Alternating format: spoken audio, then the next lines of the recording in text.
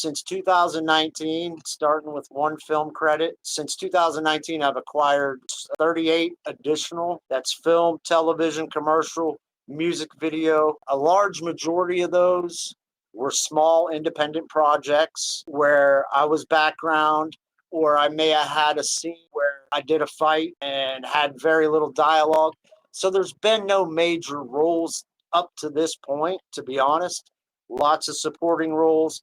And again, lots of background work. I did a lot of background work for credits. Everybody that's in the industry will understand sometimes a low budget, no budget project will, they'll give you a gas stipend, they'll feed you, and they'll give you the IMDb credit, which is essential for an actor to build their acting resume. So there's never free work, if you will.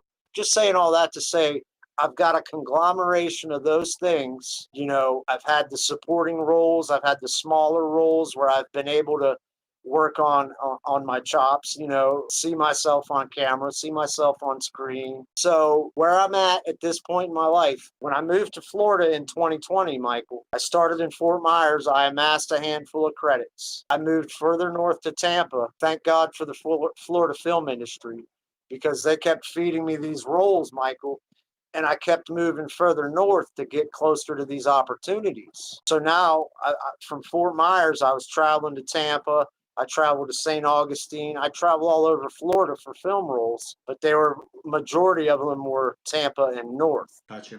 Somewhere in Miami. I did a lot of work in Miami too. But anyway, I moved from Fort Myers. After about a year and a half, I moved to Tampa. From Tampa, I began to catch roles all across the state, occasionally going back to Miami for red carpet premieres or various things that can go on in Miami. I could still get to Miami. And when I left Tampa, and all this was orchestrated by Annette Bautista Day, who is my film mentor. She's held the camera for artists such as T.I.